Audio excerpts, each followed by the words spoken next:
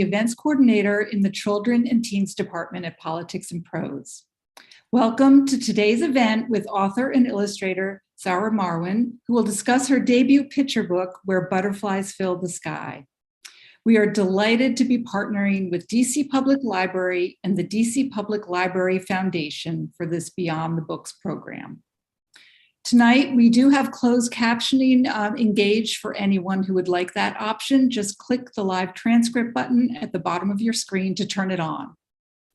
For those of you who registered and opted for the complimentary copy of Where Butterflies Fill the Sky, generously donated by the DC Public Library Foundation, your book is available for pickup in the children's room at the Martin Luther King branch of DC Public Library. Please note the address and the deadline for pickup in the chat. We'll also drop the book purchase link in the chat for those who weren't part of the complimentary copy offer and would like to order the book. Before we get to the presentation, I'd like to turn it over for a moment to Carmen Boston, DC Public Library Children's Librarian and Children's Service Coordinator, who will speak about the Beyond the Book program. Thank you, Margaret.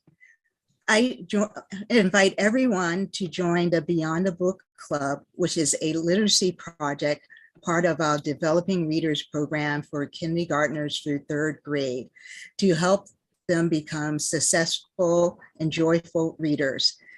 Beyond the Book is made possible by the DC Public Library Foundation. And to find out more information about Beyond the Book and to sign up, you can go to dclibrary.org/beyondthebook, or go to any one of our 26 neighborhood libraries to pick up a card and more information. So we hope you will join. And back to you, Margaret. Oh, thank you, Carmen. Please also join us for another Beyond the Books event in person on July 9th. That's a Saturday at the Martin Luther King Library. This event will feature author Cynthia Cliff and her new picture book, The Wild Garden. And we'll drop the link to this event into the chat as well. So now on to the event you're waiting for. I'm honored to introduce today's special guest, author and illustrator Zahra Marwan. Zahra Marwan was born in Kuwait and moved to Albuquerque with her family when she was a child. She studied visual arts in France and works primarily in illustration. She currently lives in Albuquerque, New Mexico, and works in her studio at the Harwood Art Center. Her watercolor and ink illustrations incorporate Kuwaiti tendencies into her daily life. If you have a question for Zahra tonight, please add it to the Q&A box at the bottom of your screen. And at the end of her presentation, Zahra will answer the audience's questions. And now I'm delighted to turn it over to you, Zahra. Take it away. Thank you, Margaret. Thanks, Carmen. Hello, everybody. I'm so happy to be here with you today. I'm joining you from the Rio Grande Valley in Albuquerque, New Mexico, where I live and draw and have friends and make jokes, go on walks and sleep. I hope all of you love where you live as much as me. To tell you a little bit about what I do, I write and draw a lot, actually, in a little studio with big windows in a place called the Harwood Art Center near Albuquerque's Old Town. I draw there, and so do so many other talented artists who always take time to chat and laugh when we see each other in the hallways. Drawing and writing has given me so many wonderful opportunities, like talking to you today. It's let me travel to Italy to show my work with filmmakers. It's let me draw for theaters. And most important of all, it's helped me make beautiful connections with people who usually feel the same as me. Let me tell you a little bit about who I am before I read you my story. I'm from a very large family that love me very much. They like to stay up late and talk and eat lots of food and laugh. I'm from a very old, rich culture. Both my parents' families are from the same community, but my country decided that my mom's family belongs and my dad's didn't. I was born without a country. That's a weird thing to say. I don't even know if it's true. It's hard to believe most of the time. I was born without a country because my dad was born without a country in 1948 because his dad didn't register. I was born in Kuwait to a Kuwaiti mother who is a citizen and a stateless father. And until I became a teenager, No country in this world thought that me, my dad, and my brothers should belong. Okay, now I'm going to read you my story after I show you a little video of when I visited my mom in 2018.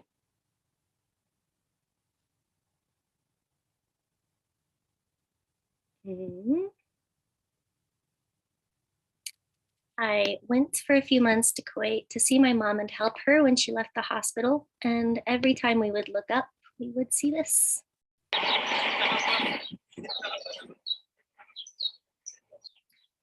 There really were 100 butterflies in the Kuwaiti sky.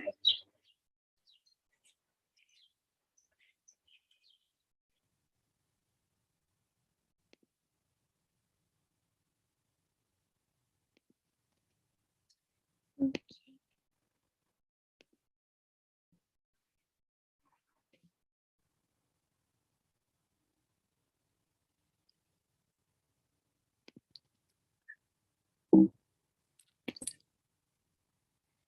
Okay, where butterflies fill the sky, a story of immigration, family, and finding home.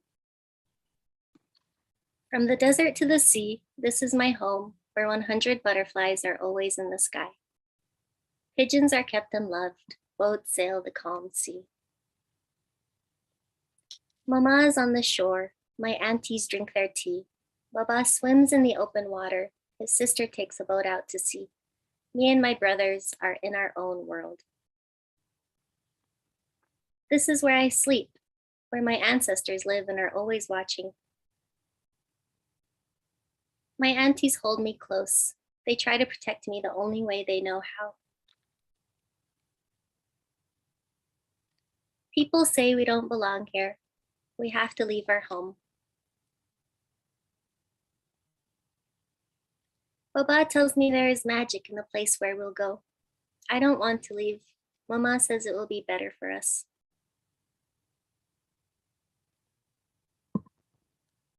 I say my goodbyes without knowing why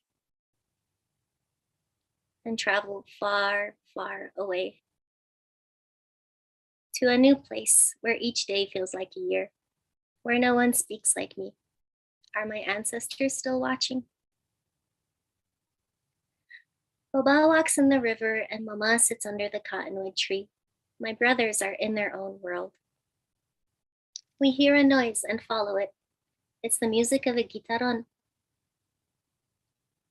People dance, they are happy, and when we look up, 100 balloons fill the sky. I'm so different from everyone here, but these new people show me I belong. My family sends reminders that they are thinking of me. And I tell them that I'm thinking of them too, that I miss them and hope we can be together again.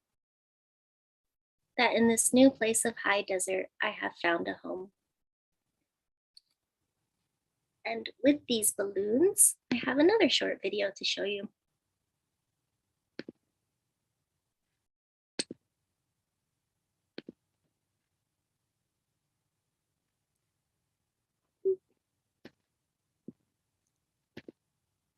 Every year in the fall, Albuquerque hosts the International Balloon Fiesta.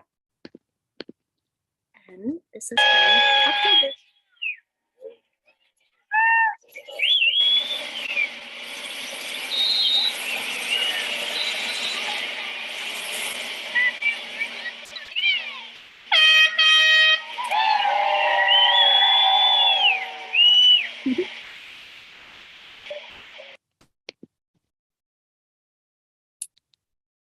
And I have some other real world inspiration to show you now.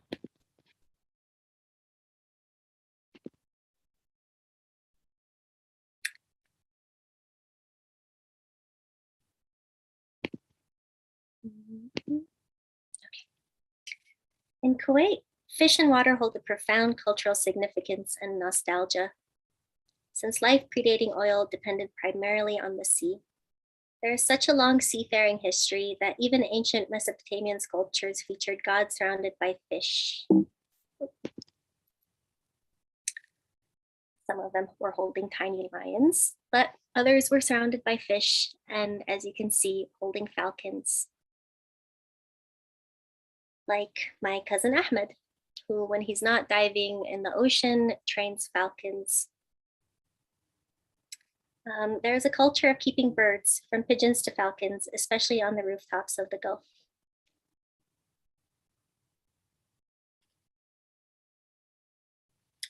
This bronze bull is who the ancestors are based on in the book. They're from the 4th millennia BC, from the Dilmun civilization, which spanned Bahrain, eastern Saudi Arabia, and Kuwait, and the island of Felice, which was also known as Icarus. Some people theorize, was this place the Garden of Eden, where the Tigris and Euphrates rivers empty into the sea? This is a boat that groups of children can play on. It's a swing and really fun when you're a kid. And these are ruins from 2 different civilizations side by side on Felice Island, which is 10 miles off the Kuwaiti shore. These are Greek ruins in the front next to what used to be Dilmun houses. In my book, the Dilmun bulls are sitting on the Greek ruins. Oops. This is an old Kuwaiti home, which is still standing. When we landed in New Mexico, my family was shocked that it was another desert. And they were even more surprised when they saw traditional New Mexican homes like this one, which looked just like the houses they grew up in. This is a picture of me and 2 of 3 of my brothers.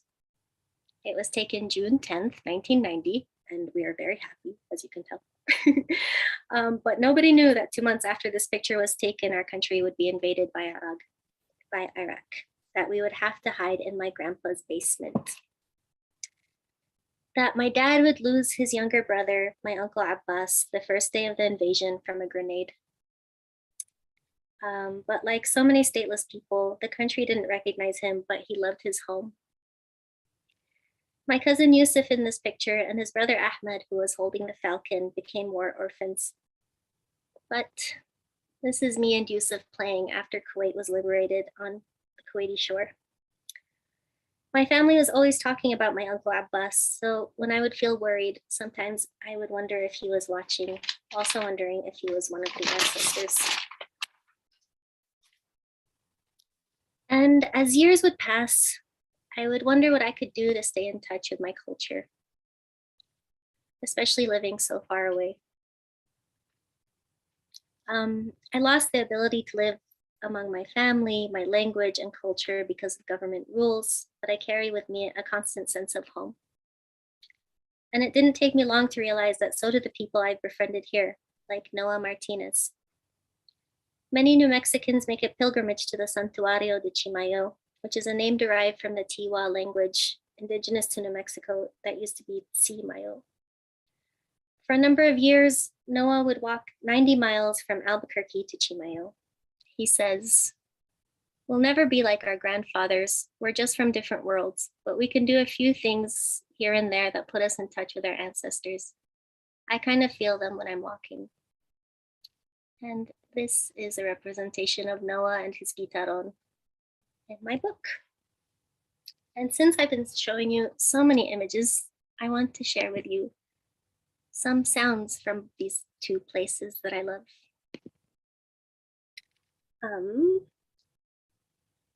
So since the oud and guitarón are both present in the book, I first have Kuwaiti musician Mutraf al-Mutraf, who sings his dad's songs.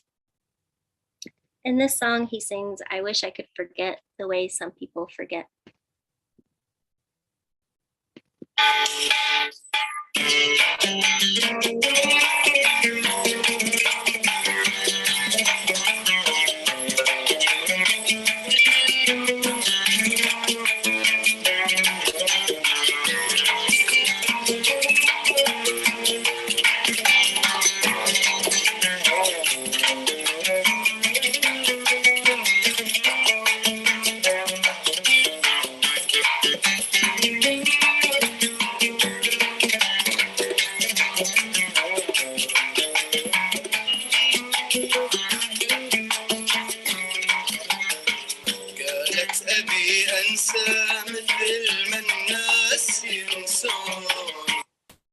And I also have Lone Pinion, who play traditional New Mexican music. When they used to be formed by Jordan Wax, Greg Glass, and again, Noah Martinez.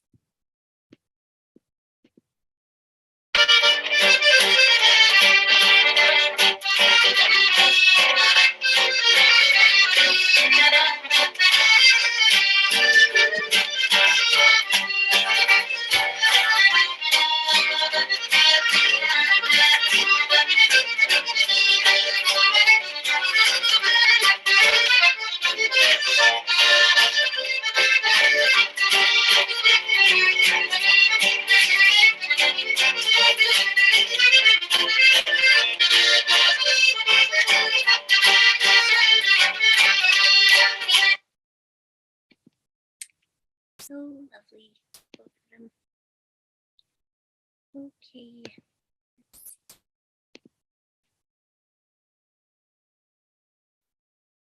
And the author's note is this vignette. It's of my dad's oldest sister, my Aunt Geria. She's seen here with my cousin Isa's gray parrot, who likes to hang upside down and say meow. Every week before the family Friday lunch, my Aunt Geria fights with this parrot, saying things like "Alayach lekya kasku." This is the real entryway to her apartment. It's the only one that has plants thriving all around it. And this is my cousin Isa's parrot, who she fights with every week. And of course, the hot air balloons in Albuquerque, with the hot air balloon fiesta each fall, which looks like this. And you see them speckled in the sky, anywhere you are in the city. My mom really has 3 sisters, Amina, Najat, and Suad. No matter what happens between them, they're always there for each other. On the bottom of the vignette here, my Aunt Geria has incense. It's called bukhur. It's used for protection. In this picture, she's protecting me from the bureaucrats who also hide in teapots. My aunts walk me away to the sea before saying our goodbyes without knowing why. Here is a picture of real bukhur burning in its traditional stand and in a modern one in my apartment. There's a short story that became a play called Wismia Comes Out of the Sea. And there are these 3 sisters who I feel represent my mom's sisters pretty well too, in traditional Kuwaiti dress. This is me and my older brother in my aunt's courtyard in Qadsiya. This is before we left. This was before we were thrown across the ocean to a new and unfamiliar place. My parents were very scared when I had to speak to an immigration officer alone. But when all went well, my mom helped me write my name correctly, letter by letter in English, which I wasn't used to doing. My parents saw no future for me and my brothers in the only home they and we had ever known. After my father fought his whole life to be recognized in his country, we came to New Mexico with broken hearts, but also the hope of having our basic human rights and ability to pursue happy lives. And most people, like in this drawing, treated us like we belong, like my first friend, Bernadette, among many other friends over the years. This is me with my brother Hamad now, a few years ago, older and still trying to help each other through these circumstances. Our oldest brother, Laid, left to Japan, and that's where he's been for the last 18 years. This is a picture of my dad, who I miss very much, who was buried with our family in Kuwait, where he always wanted to be. And this is me and my mom in Kuwait, who I still travel back to see as a tourist in my own home. They moved back when I was 17 years old. And more family pictures. This is one of my oldest cousins, Faisal, who had died last year at 60 years old.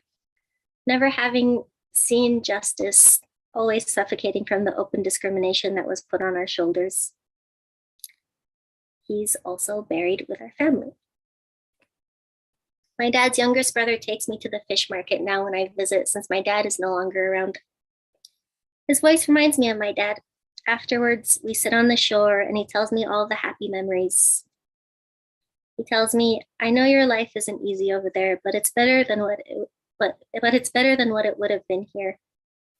And he asks 1,000 whys. Why did the family have to break? Why couldn't we all be together in our home? And I still don't know why. I still don't know why this is the way it had to be. Okay. Thank you so much. That's all I have to share. Oh, thank you, Zahra. This is incredible to see the imagery and the similarities, of course, and the differences between the two cultures, but how many striking similarities that you've been able to connect between the two desert cultures. That's incredible. That's incredible. Just to kind of change, and I just wanted to remind everyone that's on the call, please put in a question for our author, and we can learn a little bit more about what went on. But I did want to just turn to your artwork. Were you always an artist from when you were in Kuwait and then when you came here, or when did you kind of develop your artistic interests? Yeah, we have an uncle who worked as an electrical engineer who was also a painter. My brother was inspired by him, and when I was little, I'm the youngest of the 3 brothers, so he would have me draw Ninja Turtles, and then I would make really bad paintings in high school. And then went to a very strict school, which I don't know if I was making good art or not, but just kept trying. Yeah. And now have been doing it full time the last 6 years. Right. Oh, wonderful. And then where did the writing part of it, when did that start? I feel like when I lost my dad, I started writing more and more about how I feel and started feeling myself more and more alienated from my home. So I just kept balancing art and my writing. Sometimes I would write first and then draw and then rework the sentence or two. Right. Ended on that. Right. Right. We have a question from Marion and Sawyer, and it's, how long does it take to write a picture book? I think I went through 7 revisions and many emotional crises until making a good manuscript that worked. Yeah. Did you say 7? I think 7 full revisions. Yeah. Yes. Well, I think the final process or the final product really shows, probably, how the transformation and what it's become. It's just, wonderful. I think the last one was probably the most authentic of how I felt. Yeah, right. And another question is from Susan Wagner. What helped you adjust to school in the U.S.? I arrived in the late 2nd grade. It was 2 months before the end of the school year. And I remember having, I raised my hand when the teacher pointed to a bird's beak and said, "What is this?" And I said, "A mouth," and everyone laughed. So that wasn't good, but I made a friend that summer and I learned English pretty quickly. And gotcha. Yeah, I had teachers work with me and they treated me intelligently for speaking a 2nd language. And right. I really appreciate them now as an adult for doing so. Right. And another question from Marion and Sawyer. They want to know if you have any other books. Yeah, I should have another book publishing next year called The Sunflowers. That's wonderful. So this is your debut, right? The Where Butterflies Fill the Sky, and next year, this new one. Wonderful. So Tom is asking, why did you decide to do a picture book rather than a longer novel or a memoir? I experienced all these feelings when I was a child. So I remember how I felt of not really wanting to leave, not understanding why, and how it felt to come. So I think the best format was to tell it from the perspective of a child. Right. And we have a question from Clay, who wants to know, what jobs did your family, brother in Japan, et cetera, end up doing? Yeah. If you're able to share that. Sure. My oldest brother in Japan was first programming in Santa Fe, and then he opened a branch in Japan. So he's been programming in Japan. My other two brothers, one does detailing on luxury cars, and the third one went back to Kuwait to help our mom and has been teaching art at the American University. So interesting. Sorry, my dog just nearly knocked over a lamp. Apologies, everyone. I just had to reach out and rescue that from happening. Maritza Mundo is asking, how important do you think it is for schools to have this type of book in their classrooms? As someone who was also forced to migrate as a child, I never saw myself represented in the classroom/curriculum. I often wonder, had my family never left, had I just lived normally in my country as a Kuwaiti child, how would I have treated people different than me? How would I have treated people from other countries or migrants? So I don't know from that perspective. Maybe it helps children who are from here understand what that feels like to be extracted from your home. Yeah, I mean, I think that the more stories that are told, from people who have had to come from someplace else, really creates empathy for people who may have been here longer in the US, for sure. We have a question from Victoria who asks, of all the places in the US, how did your family decide to live in Albuquerque? I once heard I asked these Italian brother and sister why their parents came to the US, and they said they liked Disneyland. And I thought I would use that as an answer from that one. I guess there's no Disneyland in Albuquerque. My dad's brother was trained, he was sent to train with the American Army in Texas, and he fell in love, and he was stationed in Albuquerque for a few months when we got our green cards. So we came here, and he left to Maryland, which I don't know what that would have been like to grow up in Maryland. I don't know. I liked my life in New Mexico, but we're always daydreaming of the East Coast.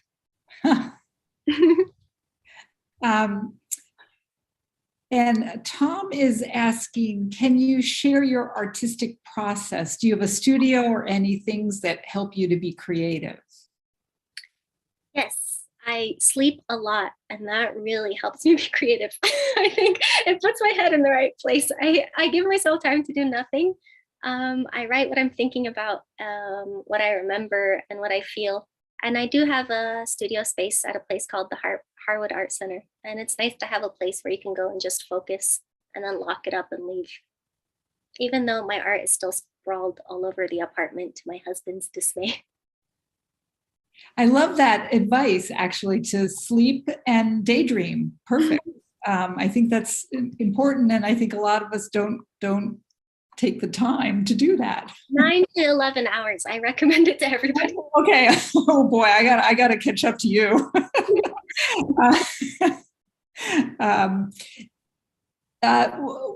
Before I ask the next question, I just wanted to ask a question about the type of art. You're using watercolor. Can you describe what the art medium is in the picture book? Sure. So I always start by sketching, and then I reproduce, and sometimes like a collage of different sketches that I rework, and then I put it on the final surface. And then I use my pen, my micron pens, and then watercolor and ink. Lovely. And so so just to say again, Marion and Sawyer just wanted clarification. What art supplies do you use? You say the pen and... Yeah, I use micron pigment pens, a really small Winsor in watercolor set. Yeah. That's great. From Sam, there's a question, is there any hidden imagery in the book that you can tell us about? Well, there were the bulls, there was the bukhur. There's a boat with balloons that I made. This one. And this one is about two boys who used to come visit my mom every day after school with their pet pigeon. Their mom would babysit my oldest brother when my mom would go to work. They took a boat from Kuwait to Iran to visit family, but they unfortunately sunk. So this boat is my hope that their spirits found peace in the Arab-Persian Gulf. Oh, thank you for sharing that. Another question from Marion and Sawyer. Do you write any short stories but don't publish? I write a lot in my notebook that yeah, I don't know. I write a lot of essays for certain publications, like for Hyperallergic or, yeah. And usually they're all pretty personal. I haven't written short stories, no.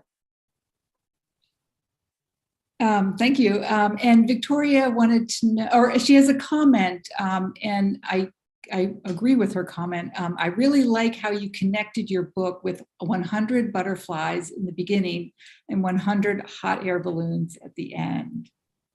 Thank you. You know, what was when you were a child and you saw those hot air balloons? Do you have a memory of what that first experience was like? Of the first experience, I don't remember. I know every year people who are locals are kind of like, so it's like, I don't know, like so blasé about the hot air balloons, but whenever we all see them, I feel like we're all astonished year after year after year. It's so beautiful. It's really a spectacle to see. So colorful, yeah. Yeah, it doesn't look real when you see like hundreds of balloons and the crystal. And have you ever been in a hot air balloon? No, I'm actually afraid of flying, and I have to fly abroad a lot.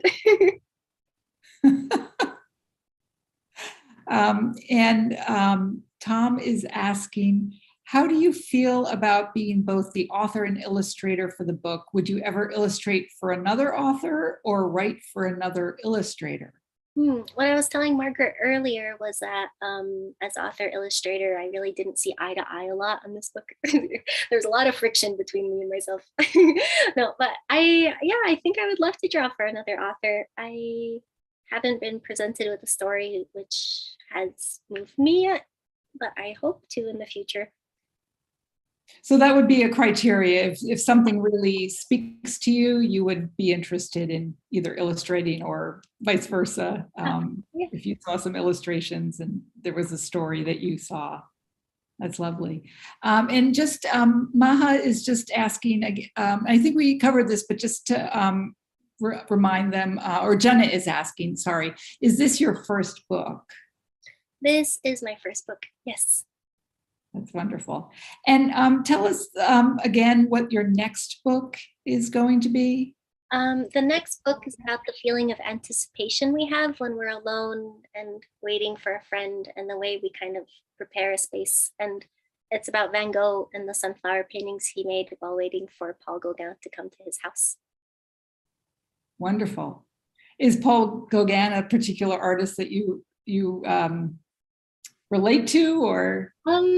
I appreciate both of their work. I was mostly moved by this feeling of making artwork for a friend and thinking of someone for so many months that you create so much artwork to make them feel welcome. And I think the pandemic was still in its depth. So I really felt that feeling of missing people. Absolutely, yeah. We had so many questions, but you've answered them so nicely. One more question from Tom that just popped up. What were your favorite books as a child? When we came here, my mom subscribed to the Dr. Seuss collection, I think. So I used to receive 2 books a month. And I'm really grateful to her because my grandma couldn't read. My grandparents were illiterate. So my mom used to take my grandma to night classes to help her to read. And then she invested so much in me too. That's lovely. It kind of reminds me of the Beyond the Books program that's going on now at DC Public Library. That's such a nice entryway to getting to know books and authors, sort of a club or whatever that you belong to. Such a wonderful way, I imagine, especially as a person who's new to the country, a way to perhaps help you kind of get some understanding or learn a little bit more about what's going on in this world, in this new place. Yeah, I remember really struggling with the difference between anywhere and everywhere, among other things of being a little foreigner as a child. Yeah. And another question is, who are you inspired by the most? Right now, I really love the work of Beatriz Alemania, of an artist from Argentina called Decur, I think, Decur. I feel like there's so many talented illustrators in the country right now. Yeah, I really, really, really love Daniel Nayeri's Everything Sad is Untrue. I think I've never read a book that made me laugh and cry every other page. And I really like David Sedaris. I'm sure, like many of us, right? It's really nice to laugh a lot. Right. Yes. Yeah. No, humor takes you a long way to get through some kind of difficult things, for sure. Those are wonderful suggestions. If everyone heard those, the Everything Sad. Let me get the title. You get the title right for me. Everything Sad is untrue. Is untrue, and that's Daniel Nayeri. And then you like to read some of David Sedaris's things. That's great to hear. If there's any other, I don't think there's any other questions, but we had so many great questions. So I think we'll wrap it up. I just want to say thank you, Zahra, for joining us tonight.